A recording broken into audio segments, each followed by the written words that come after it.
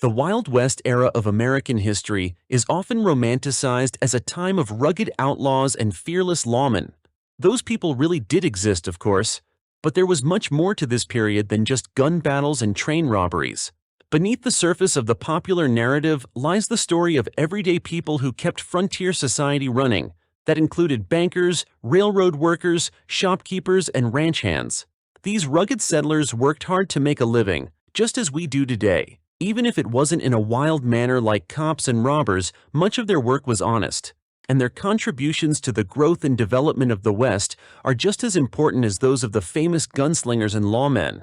While the Wild West may seem like a distant and foreign world, the people who lived during that time were not so different from us. They had to find work and pay for their livelihoods. In turn, they made a life for themselves and their families. To that end, the variety of jobs available during this time was quite diverse. From blacksmiths and stagecoach drivers to merchants and saloon keepers, commerce ruled out west. In this list today, you'll learn all about the truth behind 10 jobs held by America's westward pioneers. Some of these sure aren't as wild as you might think, and they all have a reality far different than the Old West stereotypes so often presented in pop culture. Service industry gigs. The American West was a land of opportunity for many people. As we've seen, a wide range of businesses popped up in frontier towns. These businesses all required a diverse set of workers. Some had specialized skills, as we've already seen with blacksmiths, but others had far more transferable abilities. In the growing service industry, in particular, these less skilled workers found reliable career paths. Restaurants, hotels, saloons, and other establishments provided various employment options.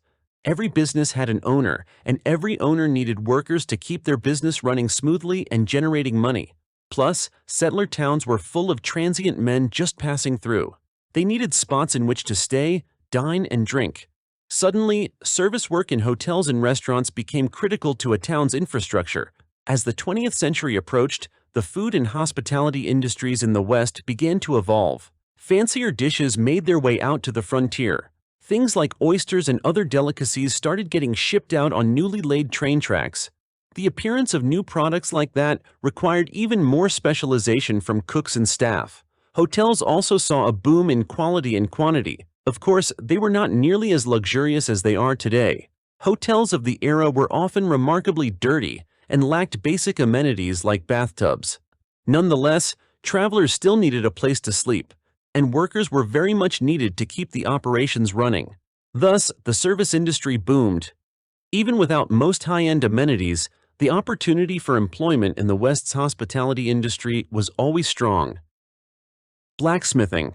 The blacksmithing profession may not be as memorable today as some other careers in the Old West, but it was certainly one of the most reliable, and it was particularly profitable too. During frontier times, blacksmiths were in high demand. Today, some even consider it a golden age for the profession. With the development of settler locales and the need for construction, blacksmiths immediately became the region's go-to experts on tools. Frontier founders relied on their expertise in crafting tools. From hammers to horseshoes, everything needed to be strong and durable for use on a daily basis. To that end, it was the blacksmith's job to keep everything running, and many soon became responsible for creating and repairing heavy agricultural equipment like plows and shovels. Blacksmiths were well compensated for their services. At the time, many earned anywhere from $1 to $1.50 per day for repairs. Some even pocketed $5 or more every time they carved out new equipment. In today's currency, that equates to roughly $30 to $200 per day. It may not sound like much to some of you, but back then, those were serious wages. Blacksmiths were even responsible for repairing carriages too. That added to the diversity of services they offered. In turn, it only increased their earning potential. The wages were so good that blacksmiths would often hire apprentices to assist with daily operations. Slowly, these experts would teach the trade to their young charges. This not only helped with the workload, but also ensured the continuation of the profession. For decades, blacksmiths lived well out west, and the things they forged helped to create the frontier. Railroad work. As the mining and ranching industries boomed in the Old West, related job opportunities flourished. The Central Pacific Railroad expansion westward, in particular, required an overwhelming amount of labor. All the men that wanted to work could get on with the railroad, but there were still more spaces to fill, and the frontier alone could not provide it. Despite needing thousands of laborers at any given time to build out track, there just weren't that many able hands. To fill this gap, Central Pacific looked to Chinese immigrants to supply the necessary workforce. This was a significant development in the American frontier. It not only helped build the railroad, but it also provided jobs for many people. And it brought an entirely new wave of immigrants to the West. As you might expect, money was abundant in the railroad business. Monthly wages at the time ranged right around the modern-day equivalent of $1,000. For settlers seeking steady work and some pay, those were big bucks. It gave many men some semblance of normalcy through what was otherwise a rough life. But the work was backbreaking too. The Union Pacific and the Central Pacific Railroad laid over 1,700 miles, 2,736 kilometers, of tracks across the West. It required a tremendous amount of labor and money, and many of those who built out the lines buckled under the physical toll. Even so, these men effectively built the American frontier as we know it today. Without their work, logistics out west would have been unimaginably bad, and modernity would have gotten to the frontier at an even slower pace. Banking and finance. As we've seen, the Wild West is often depicted as a lawless frontier. Danger lurked around every corner. In some cases, it certainly did. But as we are learning, this perception of the Old West is not entirely accurate. Take the profession of banking, for example. Sure, there were certainly instances of robberies by armed bandits, but banking was largely an above-board endeavor. In fact, banking was a relatively safe and steady employment opportunity in many Western towns. Banks on the frontier came in various forms. Some were owned by private investors. Others were developed by larger corporations like the Hudson Bay Company and Wells Fargo. With the discovery of gold in California, the need for banks increased dramatically. Almost overnight, prospectors sought to protect and grow their newfound wealth. This provided ample opportunities for all types of bank workers. From owners to tellers, the jobs were plentiful. The creation of the United States national banking system in 1863 further added stability to the banking industry. In fact, it standardized currency transfers between banks and eliminated the threat of wildcat banks that took deposits and then disappeared. As a result, regulation brought a sense of security to the employment opportunities within banks, and it gave the general public more trust in them. Just as we've seen with old-time school teachers, banking became a relatively noble profession in the Old West. Teaching school. Teaching has always played a vital role in society. After all, someone must pass down knowledge and skills to future generations, right? This was especially true in the Wild West. There, the importance of education was not overlooked. Despite the prominence of other establishments, such as saloons, towns knew they needed teachers, so they would make it a point to bring skilled educators out when settlements got large enough. A teacher's job in an Old West town was grueling in some ways. The days were long and the demands from the kids were varied, but it was largely work held in high esteem, and it was remarkably consistent in its delivery. So many seeking some sense of normalcy way out west would line up to teach. It offered the ability to work closely with the frontier's future after all. The one-room prairie schoolhouse is often depicted in popular culture, and it really was a common sight on the frontier. These schools presented unique challenges for teachers.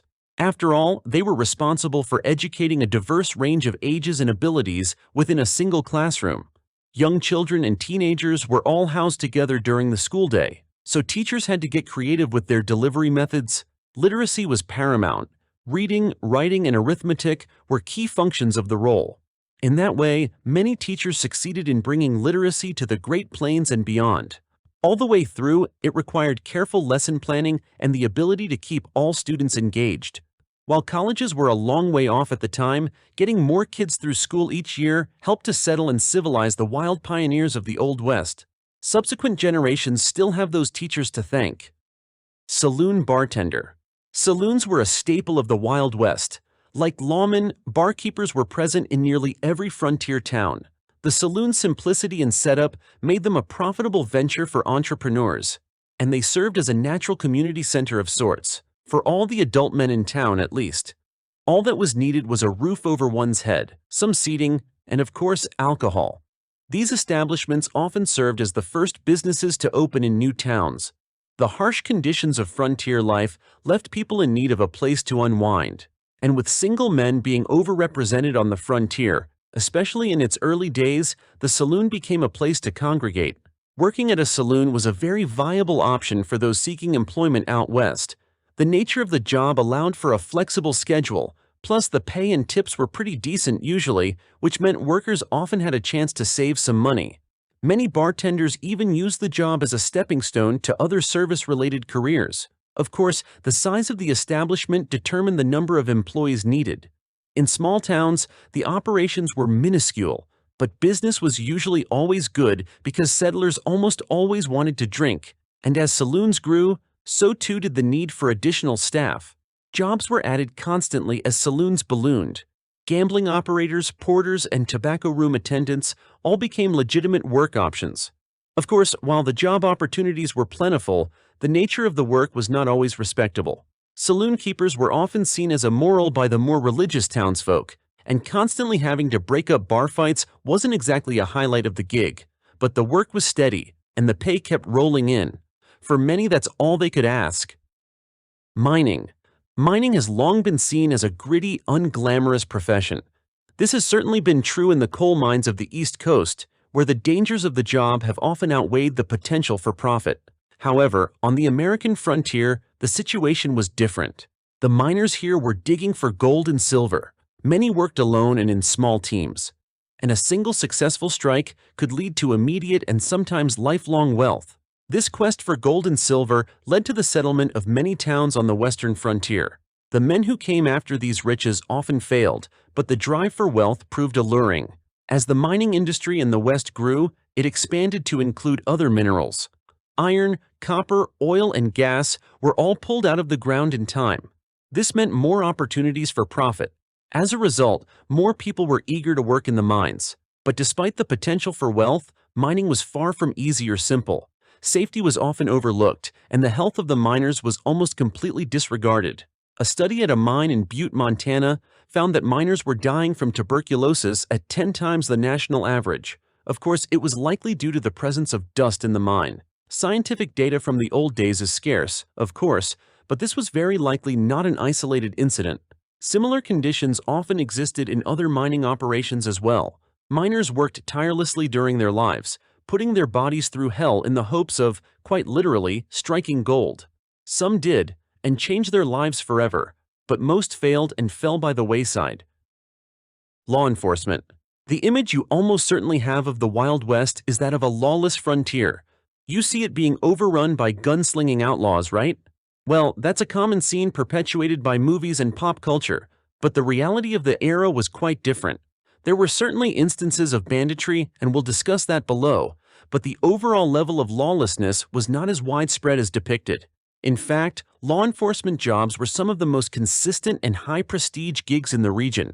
In the absence of a formal law enforcement structure from the state, fledgling towns in the Old West had to establish their own methods of order. This led to the rise of strongman figures like sheriffs, deputies, and bounty hunters.